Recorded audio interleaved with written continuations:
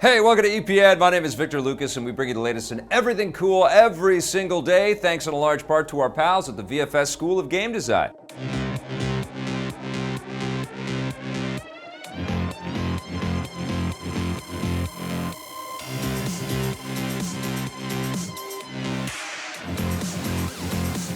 Thank you so much, Vancouver Film School. Today's rundown is dedicated to Nelson Barada, who's been watching us for so long he remembers programming his VCR. Well, with YouTube, you don't have to do that, do you, Nelson? This rundown is all yours.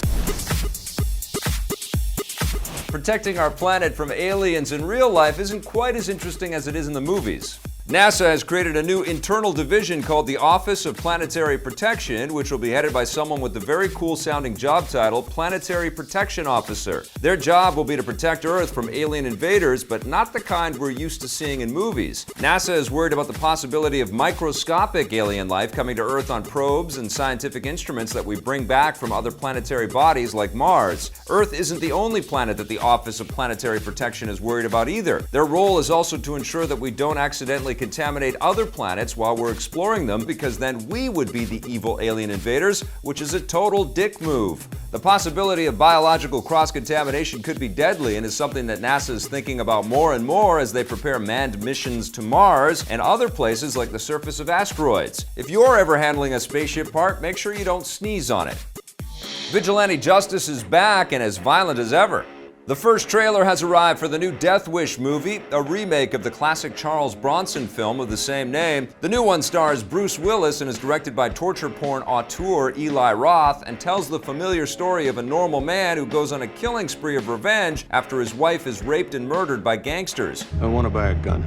The old Death Wish movies, especially the trashy low-budget sequels, were notoriously violent, and judging by the fact that this one is helmed by Eli Roth, expected to be very similar. You're not gonna kill me.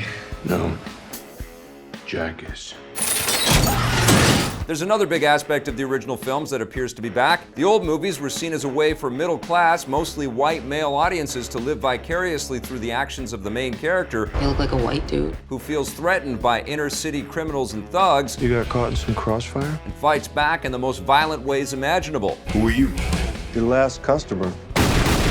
Given that similar social tensions exist in the United States today, a new Death Wish movie will probably tap into the same emotions, for good or bad. You're cocked, locked, and ready to rock. I'll say. It's also worth pointing out that vigilante tales like this are basically more violent versions of superhero movies, which are popular right now, arguably for similar reasons. So there's nothing that you can do? Is that what you're saying? You'll be able to psychoanalyze the social theory behind the new Death Wish when it hits theaters November 22nd, just in time for Oscar season. Okay, I will. A less violent but equally ridiculous movie is going to take a little longer to stomp its way to theaters.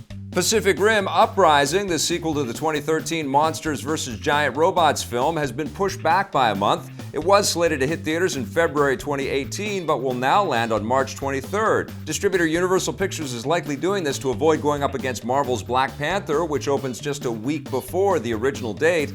This isn't the first setback for the new Pacific Rim. It was pushed back several times as financier Legendary Pictures decided if they even wanted to make it in the first place. The original film performed poorly at the box office here in North America, but went on to perform well internationally, especially in China, which eventually caused the studio to move forward with the sequel. The Force Awakens actor John Boyega plays the lead this time around, so we'll see if this one packs a bigger punch. This just in, Grand Theft Auto is really popular. Grand Theft Auto 5 and its multiplayer component Grand Theft Auto Online continue to rake in the dough for Rockstar Games and their parent company Take-Two Interactive.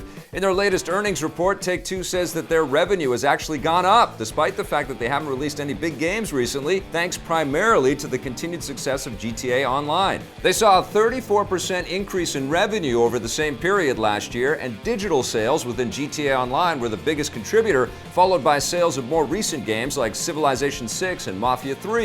Take-Two CEO Strauss Zelnick once again attributes the lasting success of GTA Online to the fact that Rockstar has continued to release a steady stream of new content, which has kept players interested even now that the game is almost 4 years old. This just goes to show how important it is for developers to keep their online communities alive, something that other game makers have been doing as well. Rockstar has already stated that their next big game, Red Dead Redemption 2, will have a robust online component as well. They're rumored to also be working on Grand Theft Auto 6, but don't expect to see that for at least a few more years.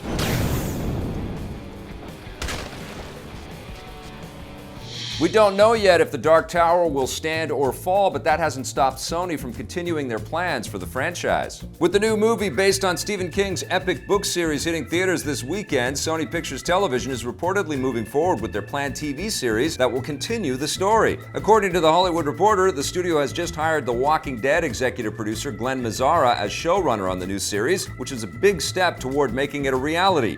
The show has long been a component of the plans to adapt the Dark Tower books, as the film bounced back and forth between different studios and filmmakers during its troubled development process. One idea that always stayed with it was to have the movie be the jumping-off point for a series which will continue the story and borrow aspects from the other, more recent books. You can't stop what's coming. Now that the movie is finally here, Sony is apparently keen to continue their plans for the show, at least for now. It remains to be seen if the movie will be a success. It's getting panned by some critics and lukewarm reviews from others like yours truly, so we'll have to wait and see how audiences respond. If the movie bombs, you can bet that it will make them rethink their plans for the show. Expect an update sometime next week. Death always wins. And another shared cinematic universe has gotten off to a very rocky start.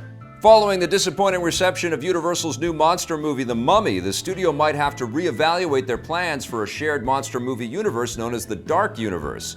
At least one of the creative minds behind the film might already be jumping ship. In a recent interview with IGN, The Mummy writer and director Alex Kurtzman revealed that he doesn't know if he'll return for future movies in the Dark Universe. The Mummy was meant to kick off the universe, and before it was released, Kurtzman was slated to come back as a producer for future films like the new Bride of Frankenstein and Creature from the Black Lagoon. This recent interview seems to cast doubt on those plans, so we'll let you know what Universal decides to do next. The Mummy was definitely a misfire, to put it mildly, so if Universal continues with their Dark Universe, hopefully their future films will be a big improvement.